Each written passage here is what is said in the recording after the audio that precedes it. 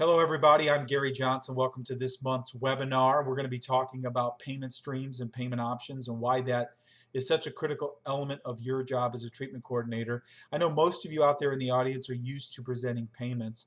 I'm hoping after this webinar I'm going to give you some ideas that you currently aren't utilizing that will make you even more powerful and give you more options as it relates to getting a yes from your patient. As we all know, once they get started with us, they love us, but we've got to make this affordable and get them comfortable, especially in today's economy or economies going forward, just with the changes in people and their payment stream. So let's talk about this today. Again, not sure how long this webinar will be this month. I'm not worried about time. I'm worried more about the richness of the content.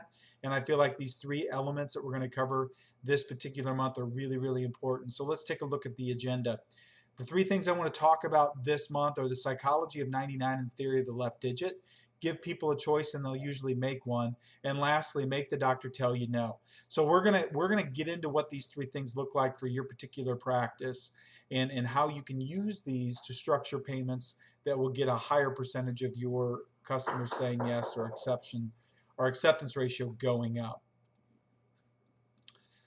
So let's talk about this theory of 99 and the left digit effect. The theory of 99 comes from Tim Hartford, and at least he talks about it in his book and in his column in the Financial Times, and he's explained it this way. He's basically said that the first effect, the left digit effect, if you will, the first digit is something we pay attention to as consumers. And he suggests that, and I put it in the PowerPoint for you so you have a copy of it, that consumers just can't be bothered to read all the way to the end of prices. The mind puts the most emphasis on the number to the furthest to the left. So even though $59.99 is closer to 60, it's the 5 that registers in the brain. And I think that's very, very interesting. I think that's why we see things like $59.99 and $19.99 and some of these other things that we hear because of this particular effect. The other theory that he talks about is pricing that ends in 99 and how we as consumers see that anything with 99 in it is a bargain or is if you will, is a sale or a deal. And it's really where that pricing comes in with and why we see so many things ending in 9 comes from this particular theory. We've also found, in short, that consumers seem to like prices that end in 9, and experiments say that pricing things that way will definitely or should definitely increase prices or increase purchases, at least according to what the experts tell us. That's why we see so much of it, whether we're buying shirts or cars or whatever it might be.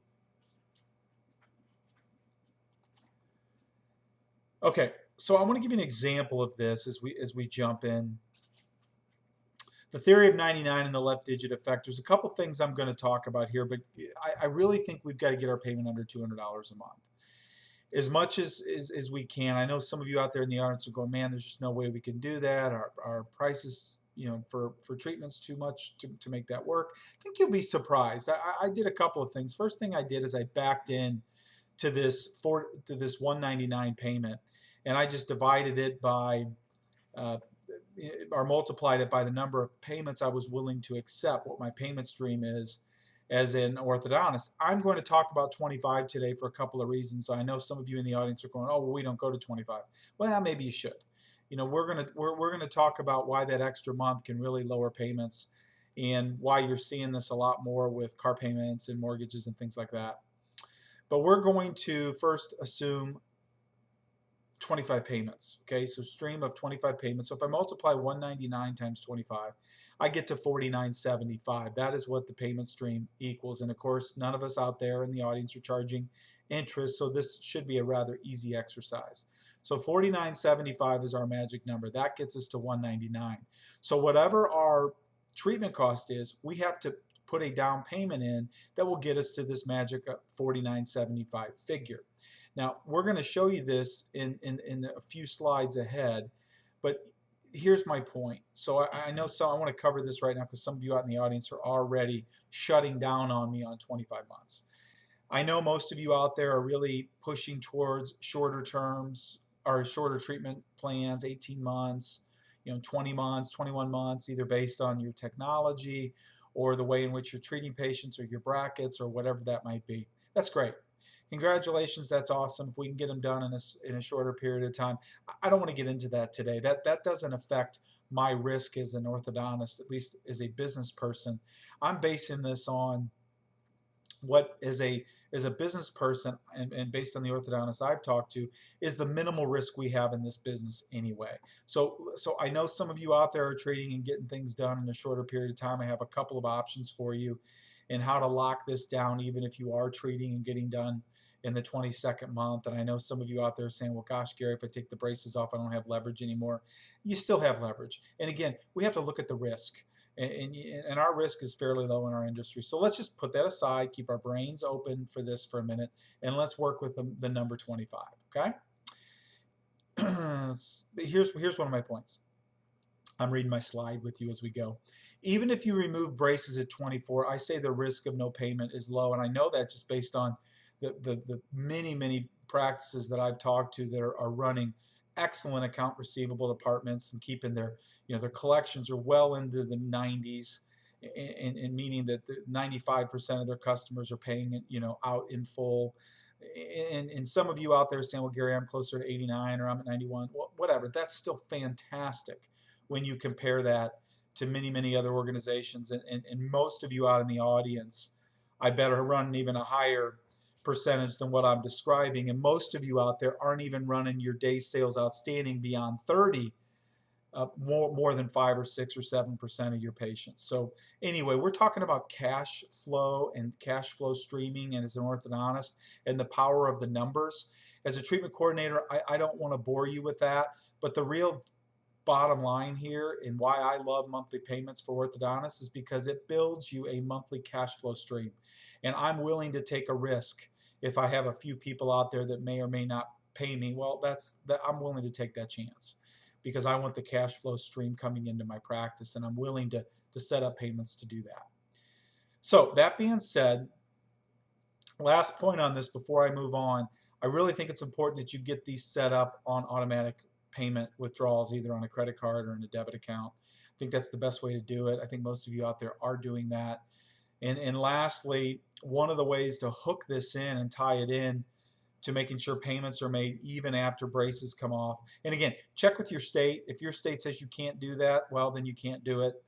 I'm not sure all of the states out there, all 50, what your regulations are in terms of braces on and payment streams and that type of thing. I'm not sure how that may work in your state. You need to check that. I'm going to make the assumption that you can carry those payments out as long as you want to as a business owner, okay? And so let's just look at this for a minute. The way I think you can hook people into paying you even after braces come off, and I know some of you that's what you're worried about, is tie the retainer warranty to being paid as agreed. For those of you out there, most of you know this, many of your orthodontic laboratories will offer retainer warranties. I know Dynaflex does, that if you did your braces or your retainers through Dynaflex, that they offer a program where they will honor or replace a set of retainers, I think up to 6 months or something after they've been placed. I'm not sure exactly how that works with them anymore. I know they have a plan like that for if you're a certain level of customer with them, and I'm sure other laboratories have similar things. So what you can do as an orthodontist, and you need to talk to your doctor about this, treatment coordinators, but you can tie these payments into, hey, our average treat time is 21 months. We're willing to go out 25. The only catch is, in order for your retainers to be warranted, meaning that if Susie breaks them or loses them, we will replace them in the first 6 months at no charge, but you have to be paid as agreed. That's the catch, and if you're not, unfortunately, we won't be able to do that. And of course, retainers can cost as much as $250 or $300, so you want to make sure those payments are made on time. And I'm sure that's not going to be a problem with you, Mom. This is your child, and you want to make sure she's taken care of, right? And of course, they're going to say, right. Again, we are not dealing with, and for the most part, people that are walking into our practice not making payments on their children's braces. It's rare. So again, let's focus on the 90 to 95% of people that are going to pay us on a regular basis, and quit worrying about the 5% that are not, and not putting in plans or processes that could benefit us as a business 95% of the time, because we're worried about the 5%. Does that make sense? So just think about that. Make sure everything is automatically withdrawn from a debit account or from a credit card. I think most of you are doing that anyway. So $49.75 is the magic number. So that's what you've got to remember. $199 a month payments for 25 months equals $49.75. And then from there, we back into whatever that down payment's going to be to get us to that number. And again, I'm going to challenge you when you get off this webinar to talk to your doctor about 25. But before you do that, make sure you go check on your receivables. Know your numbers. If you guys are running 92% or 94% or 95%, that's one of the things you need to bring up to your doctor and say, Doc, I know 25 is out of the ordinary, but let me tell you why I like 25. And show them the payment streams and the 199 and under 200. And then also know that your receivables are in line so you can say, Doc, I really think our risk's minimal. And try it. And you know what? Try it for a month. Don't commit to it beyond that, and see if you can see a difference in your acceptance ratio compared to the months that you didn't offer it. If you see a difference, then maybe you take that stream of customers and you follow them for a few months. Again, at 24 months, you're not going to have the results till they finish, or 25 months. So I'm not suggesting you wait for 2 years and a month to decide if you're going to offer this to everybody. But I think you should at least pilot it for a month and see what kind of results you get. I'm going to suggest to you your acceptance ratio is going to go up. And I'm going to suggest to you this. Your acceptance ratio will go up higher than the amount of customers that won't pay you. So you sit and crunch those numbers. But if I can increase my acceptance ratio by 10% but my last 2 payments or my last 3 payments or my accounts receivable day sales outstanding jumps up 1 or 2%, what does that look like? And you guys need to sit down and run through those numbers, and I can help you with that. But I would bet you that you can increase your acceptance ratio 10% and not see any effect on your accounts receivable day sales outstanding changing. I'd be willing to bet you won't. So I think it's worth the risk. That's what I'm saying to you. And don't poo-poo this. Talk to your doctor about it first. You guys need to get outside the box on this, okay? Okay, give people a choice. When you're presenting payments to your client, I don't know how many of you are doing this today, but I suggest that you do 3 payments. I think that's really important. There's some science behind that. And we're going to talk about the power of choice and the magic of 3 as we go. But I think you need to present 3 payments. And I think we need to do it in this kind of a way. So as you notice on here, I'm assuming a treatment cost of $54.75. I know some of you out there have treatment costs that are higher than that. That's generally close to the average in the United States in that $400 a month range. So that's why I used it. Okay. So when I'm getting to the point where I'm going to present payments to my patient, I'm going to remember what Dr. Paul Rodway says. He is an experimental psychologist and senior lecturer at the University of Chester, and his research suggests that us as consumers, we will pick the middle payment almost every time. I don't want to say almost every, but that's not a fair statement. The majority of the time when they've studied this, the middle payment was chosen. Enough of an effect that we need to consider that, and that's why he says overwhelmingly subjects select the middle option. I mean, beyond a statistical anomaly. So that being said, set up your columns that way. Look at what I've set up here for you on the screen. So I've got option 1, again, $54.75 is the treatment cost. Down payment of $499, 25 payments of $199.04. Bingo, look at that, right in that under $200 a month payment. Option 2 is a down payment of $799. By the way, I'm going to tell you the middle column is where I'm comfortable as the orthodontist because I'm getting a little bit more down payment up front and my payment stream stays pretty much the same. Why am I bringing that up? It's all about cash flow for the practice. I want a $200 a month payment from all my clients. Those add up really quickly. So I keep my payment stream where I want it at roughly $200 a month at $194.83. Psychologically, that helps out the patient, the patient parent. And I did that by simply just barely raising my down payment from $499 to $799. Now, as we get into talking about down payments, just briefly here while I'm on this topic, we could even break that down into a couple of months. So think about that. If you've got somebody who says, man, I can't come up with $799 now, but I could come up with $500 now, $200 next month, and then start your payment stream. You guys need to get creative on that. Again, the last point I said today is make your doctor tell you no. Your job is to get them to say yes. It's the doctor's, up to the doctor to tell you whether he or she is willing to accept the risk of the payment plan you put together. That's up to them to decide that. But anyway, just want to make that point. So 24 payments of 194.83. The third option here would be a down payment of 999 with 18 payments of 248.67. So I like to offer this to my patients. I like 25, 24, 18. You know, it's great that you're offering for your customers to pay all of it up front. To me, to be quite honest with you, I don't offer the option. If they ask me, yeah, no, absolutely, you can pay it up front. I ain't giving a discount. You know, some of you out there are giving discounts. Why are we encouraging them to pay all of this money up front? I don't think that's in our best interest most of the time, especially from a cash flow perspective. I will tell you there are quite a few doctors out there very successful that tell you they want the payment stream. They don't want the money up front. I know if you're teaching finance at the Wharton School of Business, you're going to tell me the time value of money means I do want it all up front. Yeah, I appreciate that. Thank you for that, and that's great, but I'm not taking a finance class. I'm running an orthodontic practice. I want payments.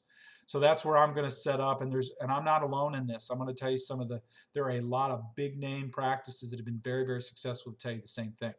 So I'm going to encourage that middle payment. So whatever you decide, figure out where you want it. This one again is 24 months. It's $194.83, and it has a reasonable down payment in it. I think I put in on this slide this article because I think it's interesting from Dr. Rodway and something you guys need to go back and look at.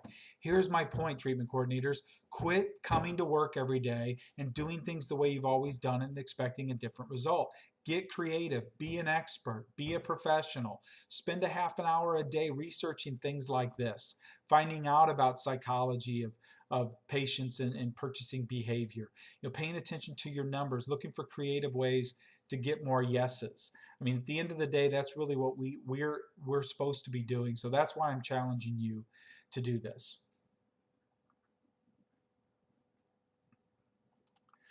Last point on this particular topic is we have got to get the doctor to tell us no. Now, what do I mean by that? I mean that we have to sit down with our patient, and it's our job with that patient to figure out what they can afford.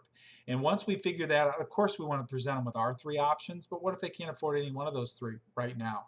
Or what if they say, oh, gosh, that's really not what I was thinking, or I want to go home and think about it, or I want to see what my vet says, or I'm going to go check with my grocer, you know, or I'm going to go around and do a neighborhood survey or whatever. We've got to figure out why they're not saying yes. And I'm going to tell you many times is getting that payment affordable for them, where they feel like they can make it work. So I want to talk to you about that, and I want to share a real world example that I experienced just recently that got me thinking about this. So first things first, let's talk about risk. In the field of orthodontics, we have low risk. I already mentioned it earlier in the webinar. Orthodontists as a whole, an orthodontist or orthodontist, have a low risk of non-payment. And I know every market's a little bit different. But I will tell you that for the most part, with the class of people that we're in terms of economics, socioeconomic backgrounds that we're dealing with, are going to pay you. They're going to pay you because of where they fall out in terms of income. They're going to pay you because it's their children. Just my experience in our industry has been that our risk is pretty low compared to other industries. So we need to use that to our advantage. I'm not sure all consultants would agree with me when I say that, but my clients have very good collection numbers, and I think therefore can take some risks. And I was mentioning this to a Shulman Group doctor, you know, one of the most respected groups out there, and he agreed. You know, we looked at it and said, "Man, your risk is low," and he said, "Yeah, you're right. And it's been running, you know, low for years." And because of that, he was willing to be a little bit more aggressive than another practice might be. But you guys need to know those numbers. I think it's really important for you to know your practice numbers, because then that gives you flexibility in offering payment options. So let me walk you through this. So recently, I was in a practice in the Northeast, very good practice, been around for quite a few number of years, well over 20.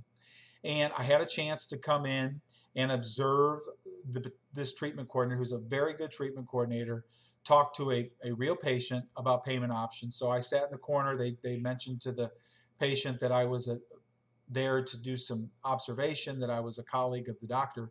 And so they pretty much ignored me. I didn't make eye contact. I just sat in the corner and listened. And so this is what I heard. It was kind of an interesting setup. And I want you to hear me on this before I explain this. Don't shut me down, okay? Don't listen to this and go, we can never do that in our practice. I want you to at least leave with this example, explain it to the doctor or doctors and say, hey, can we come up with something like this for our circumstance? That's what I'm wanting you to leave with, okay? So don't get hung up on the example itself that related to this particular patient circumstance, but how could you do something similar in your practice that would work, okay? Remember, our job is to get the doctor to say, get them all the way to the point, he or she, they go, no, we can't do that, okay? We got to get to a yes. Let's make some assumptions here, okay, based on this real world scenario that I ran into. This particular parent was a single parent mom. She came in with her daughter. They definitely wanted braces. I knew they did when I was listening to them, but she just was in the process of closing on a house, so money was tight for her, and she was a little worried about that house payment coming into the next few months. I just, from what she had said to her daughter. So when the treatment coordinator presented options to her, and she seemed to push back on those options, and I can't remember what the payments were coming out, but they were coming out maybe a couple $100 a month, and she's like, oh, geez, that's more than I thought it was going to cost. And she said, well, and I thought this was really good on the treatment coordinator's part. She said, what do you think you can afford? Now keep in mind, they may come up with a number that we absolutely can't do. However, they may come up with a number that's a lot more reasonable than you think. In this particular case, she said she could afford $100 a month right now, but could pay more in the future. And she'd rather pay weekly if she could. Now, that scenario I just gave you, most of you in the audience are going, well, good luck. You're never going to get braces from us. We could never do that. There's no way $100 a month. What does she think she can do? You know, blah, blah, blah. You guys, I already feel it out there in the audience. But let's take a look. Maybe she can afford it. I'm not saying the payments are going to stay 100, but maybe we can start her there. Let's take a look at some numbers. We crunched these while I was out in the office with this particular practice. Take a look at this. Thinking outside the box, right? Remembering our risk is pretty much low. What if we did this, Mom? What if we structured payments this way? What about 4 months? And again, remember, her trigger was weekly payments. What about $25 a week for the next 4 months? We'll do 25 a week. Then after that, we'll do 8 months of payments at $50 a week. That way, Mom, you get settled into your house. You'll kind of know what your expenses look like, and that'll give you, a good 4 months to dig in, and we'll make this real affordable right now so we can get Susie started. And then we'll do the last 12 months at $65 a week. Now, when you run that together, folks, that's $5,380 in payments in a payment stream, and that doesn't, even factor in what she might be willing to come up with down payment. In this particular case, it would have been a couple $100, which would fit this scenario.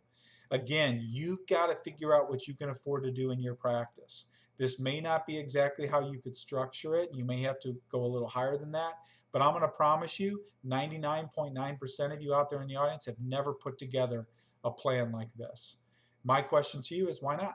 Why not come up with something a little creative? Again, remember, we have low risk with what we're doing, and why not come up with something that makes the mom feel a little bit better? Once they say yes, they rarely don't pay us, and they almost always love us. So we have to come up with creative ways to get our doctors to a yes. Here's what I'm going to suggest you do. I'm going to suggest, before you go back and talk to your doctor, go back and look at your account receivables numbers. See where you're at there. Talk to your financial coordinator. Find out where you're at on payment streams. Some of you out in the audience run credit reports.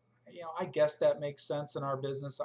I know a lot of people that don't. And again, I think it's an extra expense that, quite honestly, I know some consultants out there are going to be shooting me saying that's, that specialize in telling you to run credit payments and all, or look at credit reports on these. I personally don't think that you need to. But if you feel compelled to do that, great. It can't hurt you. It just has an additional expense involved. But go back and look at your accounts receivable, sit down with your financial coordinator, go through those numbers together, talk about where you guys are as a practice. Then, once you've done that, sit down with your doctor, tell your doctor you went through this webinar, and say, Gary came up with some interesting ideas I want to talk to you about. And challenge your doctor or doctors to have an open mind. Again, once you know your numbers on risk, you can present this and say, hey, this is just an option. This is a last ditch, want to make it affordable for my patient. And again, doc, and this is what you could be saying to the doctor, it's my job to get you to a no. I have to figure out what we're willing to do so that we can get these patients started. And again, you guys have to get that done by sitting down with your doctor, have your facts, have your numbers, pull those articles I told you about that I've included in this webinar, have those handy so that you guys can talk about, you know, 3 options on payments, and the middle payment being what most people pick, and you know, the effect of, you know, the digit of 9 and all that other stuff, and have that ready, and then come up with a couple scenarios like this that you can present to your doctor. My goal again is to get you guys to increase your acceptance ratio, and being better on your initial conversation with the patient, being better on your tour, being better at probing, all those things are going to help you. But I think we also have to have an option like this. How often is this going to come up? Think about it. Probably not very often. But if I can start 10 or 12 more cases a year because I'm doing something like this and my risk is low, why not?